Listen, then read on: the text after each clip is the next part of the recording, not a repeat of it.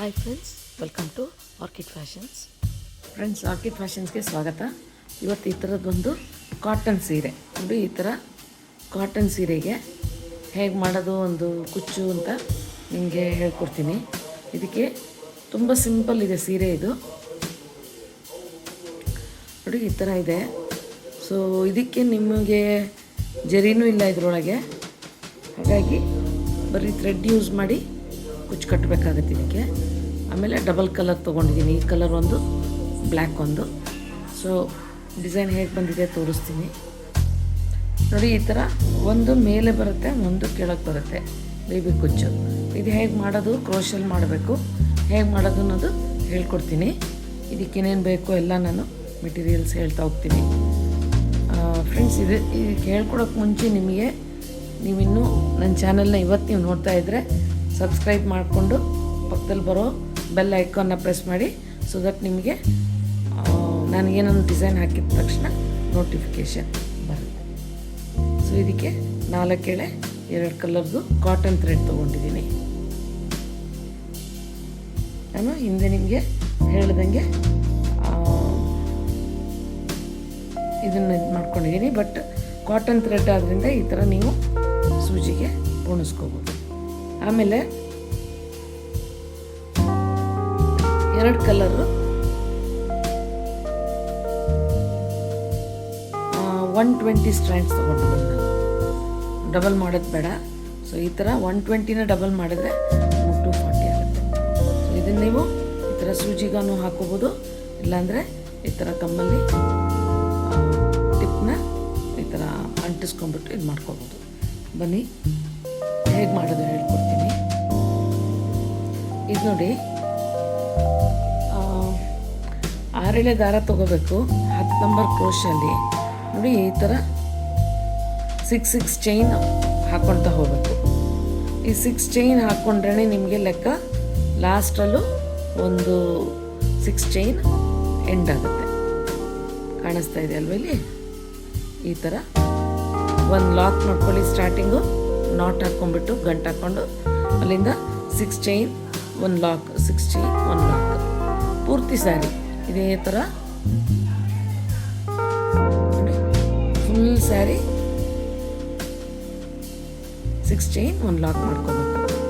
ಆಮೇಲೆ ನೋಡಿ, ಇದು ಒಂಚೂರು ಮೇಲ್ಗಡೆ ಈ ಬೇಸ್ ಲೈನ್ಗಿಂತ ಸ್ವಲ್ಪ ಮೇಲ್ಗಡೆ ಒಂದು ಹೋಲ್ ಮಾಡ್ಕೊಳ್ಳಿ. ಕ್ರೋಶಲ್ಲಿ ಸೆಂಟರ್ಗೆ ಮಾಡಿಕೊಂಡು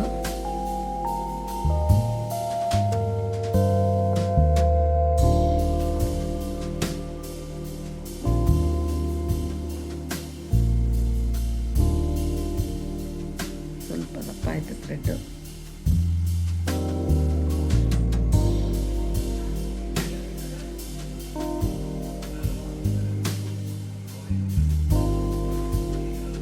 ಒಂದು ಕ್ರೋಶ 6 ಚೈನಿಗೆ ಹಾಕೋಬೇಕಾಗತ್ತೆ ನೀವು. ಒಂದು ಕಲರು, ಇನ್ನೊಂದು ಕಲರು ಈ ಥರ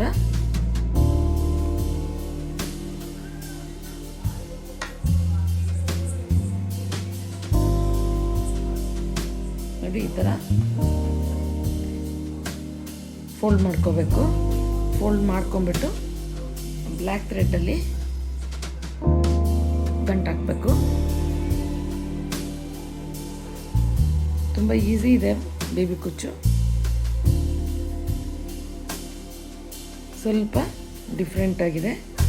ಇದು ನೀವು ಕ್ರೋಶೆಲ್ಲಾನು ಮಾಡ್ಕೋಬೋದು, ಇಲ್ಲಾಂದರೆ ಹಾಗೆ ಸೀರೆಗೆ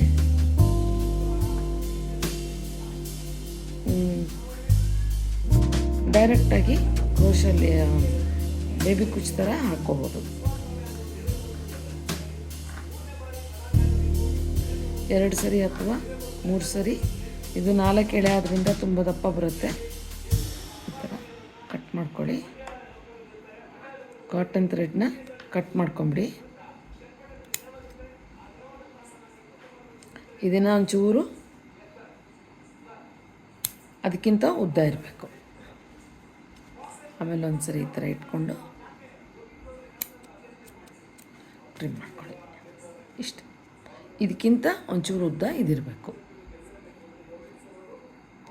ಸೊ ಇದನ್ನು ಹೇಳ್ಕೊಟ್ಟೆ ಅಲ್ವಾ, ಇದು ಈ ಕಡೆ ಹೇಳ್ಕೊಡ್ತೀನಿ ನೋಡಿ. ಇವಾಗ ನೀವು ಈ ಚೈನ್ ಹಾಕ್ಕೊಂಡಿರ್ತೀವಲ್ವ, ಈ ಚೈನ್ ಒಳಗೆ ಈ ಕಲರ್ನ ಹಾಕ್ಕೋಬೇಕು. ಇದು ಅಷ್ಟೇ ಸೇಮ್ ಪ್ರೊಸೀಜರ್ ಸೇಮು. ಈ ಥರ ಫೋಲ್ಡ್ ಮಾಡ್ಕೊಂಬಿಟ್ಟು ಹೊಲ್ಕೋಬೇಕು. ಸೇಮ್ ಕಲರ್ ಥ್ರೆಡ್ ತೊಗೊಂಡು ನಾಟ್ ಹಾಕ್ಕೊಳ್ಳಿ.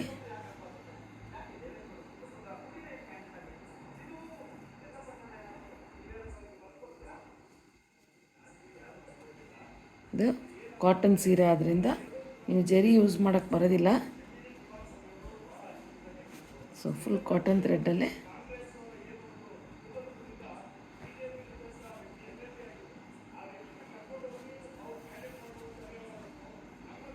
ಇದೆಲ್ಲ ವರ್ಕ್ ಮಾಡ್ಕೋಬೇಕು ನೀವು.